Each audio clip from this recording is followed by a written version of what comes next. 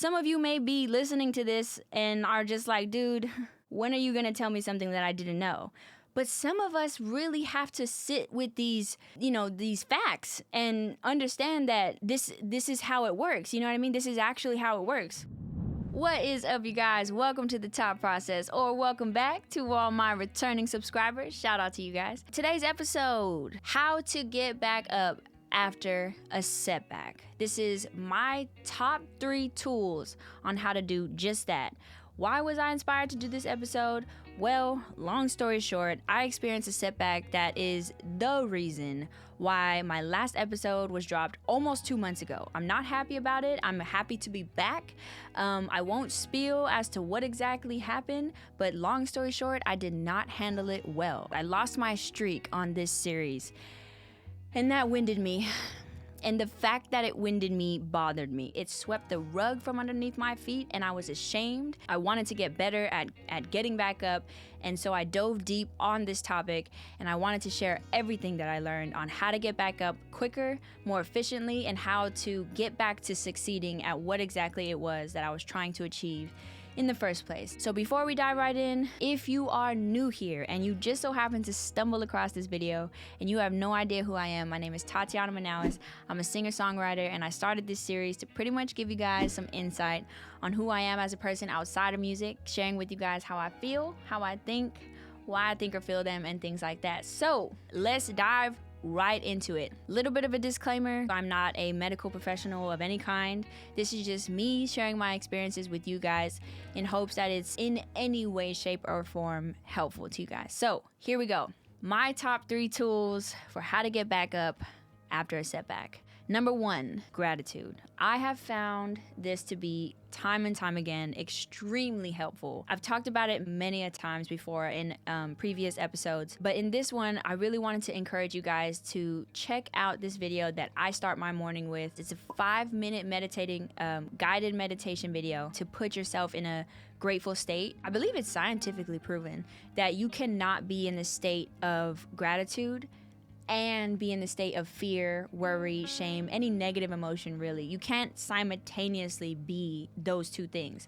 So if you are experiencing a lot of fear, a lot of shame, a lot of worry because of your setback or any kind of failure, I highly recommend doing a 5-minute, maybe longer if you need, but any kind of meditation to where you can get yourself into a state of gratitude, of gratefulness and thankfulness, because it truly will do away with a lot of the worry you feel, a lot of the fear, anxiety that you may be experiencing. It doesn't have to be the Tony Robbins one, but I will put the link right here. I found it extremely helpful. It may not last all the way throughout the day, and everybody's going through different things, so it's not a one-stop shop kind of solution, but it's extremely helpful to even get my heart rate down, to even get myself back feeling centered, things like that. So I highly recommend. That's one of my top tools. Even if it lasts for just a little bit, you will experience your ability to get back to a centered feeling state. Moving on. Number 2, brain functionality. Let me break this one down for you guys. Okay, this one I'm gonna try my best to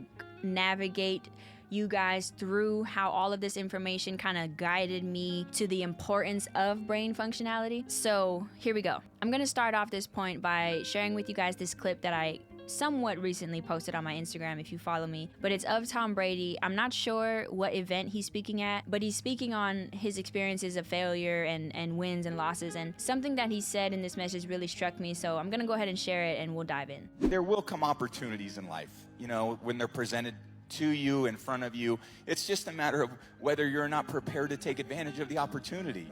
But you got to develop that resilience within you. Life is not about how much you succeed. It's about what happens when you fail, right? So life is, you could look at man, what's been inspiring for me? If you said, oh, Tom, what are the greatest wins? I'd be like, the wins, those are, yeah.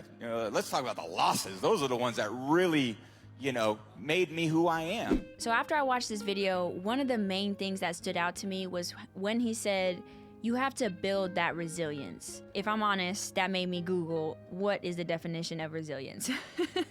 And so I will share it with you now. Resilience is the capacity to withstand or to recover quickly from difficulties. After I read that, I started to realize that I actually did believe that I was just supposed to get back up and feel okay. I thought that going through these emotions of, feeling down and feeling unmotivated after experiencing a failure or a setback or any kind of scenario that didn't go as I planned, I thought I was wrong for feeling like the way I did. But as he shared, like, you have to build that resilience, it allowed me to reframe my understanding of being able to get back up after a setback is something that I'm going to get better and better at. It's not something that I was expected to, or anyone for that matter, is expected to just know how to do. And that gave me comfort. I don't know about you, but I needed to hear that. I needed to sit down and re-understand that that's normal. You know what I mean? It's normal to not automatically have this ability to just be, back on after anything goes wrong, So then that led me to start researching what exactly happens to our brain when we are experiencing a failure or any kind of setback. So I went to Google and I searched what happens when you experience failure. When we fail, we can experience a range of uncomfortable emotions such as shame, disappointment, sadness, worry, anger, and embarrassment, amongst others. These emotions hurt, and our instincts are often to escape from them by suppressing or avoiding them. Here's another thing. When we experience a win, our brains release endorphins, dopamine, and serotonin, which encourage us to engage in a task again. When we experience a failure, our brains release cortisol and do not leave us with feelings of acceptance and safety. Okay, I'm walking you guys through how I navigated through this topic in order to get to my solution, okay? So hopefully you're still with me. I promise this plane is gonna land, okay? After I started to realize that our brains naturally respond this way after a failure or a setback, I wanted to dive into how can I help my brain in those moments to get back to a better state of mind, to get away from those negative emotions in a healthy manner, right? So then I came across this clip. I'll go ahead and play it right now and then we'll dive in. And the trick with exercise is coordination exercises. What coordination does is it activates your cerebellum, little brain, 10% of the brain's volume in the back. It's half the brain's neurons. And if you activate that, it turns on the rest of your brain. Don't judge yourself. Just go and learn to be good and don't have to beat people. If you spent a half an hour twice a week, it'll have a major impact on your ability to think. This was all news to me when I first came across this, so I was learning as I went too. So if this is your first time hearing it, you're not alone. So after he broke that down, I thought to myself, if that's what will help the rest of my brain's functionality work better, why don't I just try it out? Just try it out for one day, see how you feel, and if you like it, keep going with it. Well, I found out fast that it was incredible, night and day difference of a feeling. I'm not saying it was my solution to whatever issue I was dealing with, but it made me feel better about pushing through to my solution to my problem. I instantly became a firm believer in the fact that hand-eye coordination activity will actually help you feel sharper. It makes you feel, more alert. It makes you feel like you're able to push through. It makes you feel, I don't know. Try it out for yourself. I tried basketball. You could try whatever else, tennis, ping pong, tennis, table tennis, all those other things. It helped me tremendously. And I've only been doing it for like 2 weeks now. And, if I'm honest, I was so horrible the first day I played, but I still felt amazing because there was no point system. There was no, goal to like win. There was no object to defeat. It was simply exercising the hand-eye coordination is what helped. As much as our brains can do so many amazing things, we do have to help it help us. You know what I'm saying? Like, it was a game changer for me, okay? So that's why one of my top tools is the hand-eye coordination, but I say it under brain functionality because if we really take the time to understand what is truly helpful to our brains for it to function better, obviously the obvious things like, making sure you're hydrated, making sure you're eating healthy meals or things like that. Those are the obvious things. But the hand-eye coordination, for whatever reason, just reigns supreme for me because it's like half of your neurons, you know what I mean? And it helps the rest of the brain function. That's like a major key to me. In order for me to build back that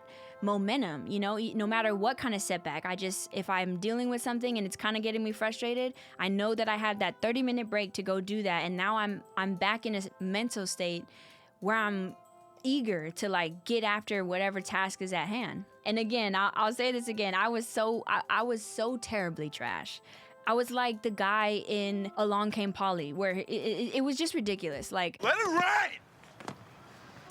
But it didn't matter. It didn't matter. The exercise alone was what did it. Then I started to realize just how much it helped my ability to bounce back after a setback. My resilience grew in my work. I'll try my best to break it down, but basically, every time I missed a shot, I try again. And eventually I would make sometimes. My brain was slowly building the understanding and the strength of understanding. Just because I didn't make it that time doesn't mean I can't make it again. And also, I started to understand that when I would miss, I would then think about, what am I doing with my arms? What exactly is happening that's making me miss? I started to troubleshoot, slow down and troubleshoot. All of those exercises, all of those little exercises within playing basketball. Honestly, if I could explain it, it's kind of like Mr. Miyagi in Karate Kid when he's like, you know, wax on, wax off, do the paint the fence and wipe the floor and all that stuff. And the guy's like, dude, when are we gonna do some karate? You know what I mean? Like, I don't get any of the, I'm being your slave, I'm doing your cleaning, I'm doing your painting. Like, what is this? And all of a sudden, everything that he was doing translated into being able to do all the karate moves. It's like, that's how I felt with the basketball, and my ability to get back up was I was learning the power of not yet. You know what I mean? I didn't make the switch yet. I didn't make the three-pointer yet. But if I keep doing it, I figure out that I'm gonna eventually. And that sounds so like, some of you may be listening to this and are just like, dude, when are you gonna tell me something that I didn't know?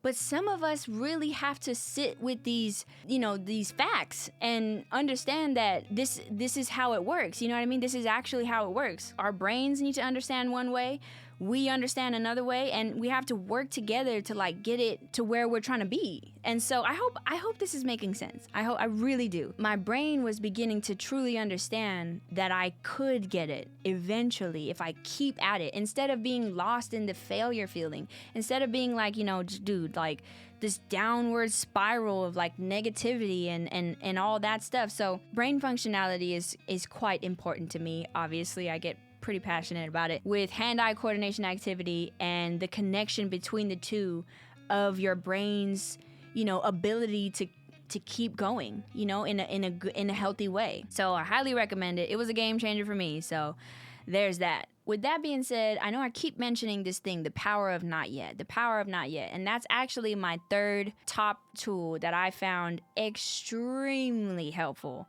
in the midst of a failure or a setback, because the power of not yet is as simple as it sounds.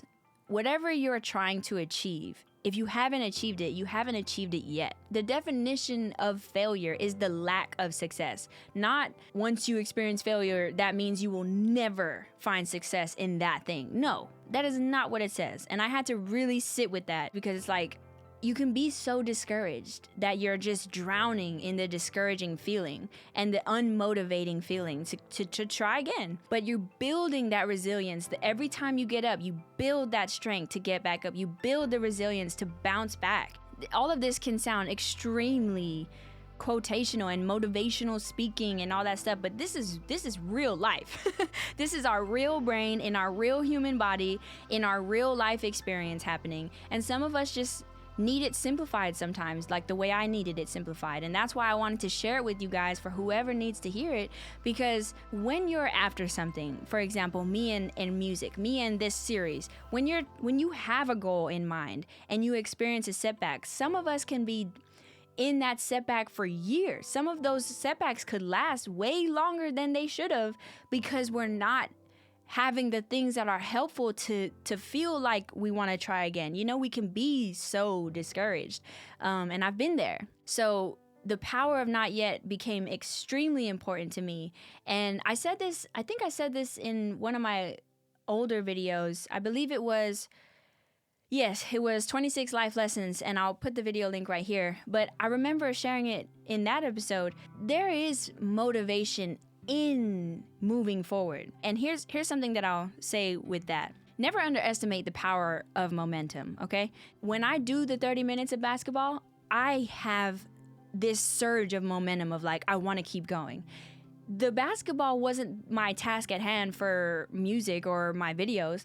That wasn't the job that I needed done, but it helped me get the momentum to do it. The feelings of motivation came back to me because my body's in that motion now. My brain is functioning at a high level to where I feel the readiness and the eagerness to do the task at hand. That's why I share it. That's why I count it as one of my top tools, because it is so important to like get yourself out of that rut in general. And sometimes we need just a little bit of a push in order to get it back going. So if you're ever experiencing that rut and the task at hand is just became too daunting, I encourage you to do a regular task like getting ready or showering or brushing your teeth or something just that you don't have to think about, but you do anyway. Because the momentum of that is what's gonna help you get closer to feeling that motivation of getting back up and going after that task again, even though you just recently experienced a setback. Because the power of not yet means you might not have achieved it that time you tried, but if you try again, you might. You know what I mean? I don't know which one it's gonna be, but not doing it at all because you experienced the setback, I mean, you got your answer right there. You're not gonna get it. And so I've experienced that many times. So I started to really zero in on these top 3 tools, because when I'm in a setback, the number one thing I want to do is get out of it. So I resort to these 3 things, these 3 major things, and other things, you know, sometimes I journal, sometimes it's a therapy session that's helpful. I highly encourage you to consider it. It's a very, very helpful tool, and it might be surprising why it's not on here, but some of us don't always have access to a therapist. That was me for some time. These 3 things help me stay afloat in order to just, you know, see the day through, just get to the finish line, you know, keep that momentum going. And sometimes it is rest. Sometimes you just have to lay it down and get some rest, catch up on some sleep if you've been having a hard time, things like that. There's way more that could be helpful to getting back up. These are just my top 3. So hopefully that was helpful. Hopefully that all made sense. But that pretty much wraps it up. These are my top 3 tools that I resort to. Comment below which one you found the most helpful or which ones you're excited to try out. I know for a fact that I was extremely excited about the cerebellum little brain, you know, activity. So comment below if you're gonna try that out, and if you are trying it out, come back to this video and comment how it made you feel. But other than that, I hope you guys found this video insightful, inspiring, and a source of positive energy. As always, I look forward to seeing you guys on the next episode, but until then, I love you guys. Mwah.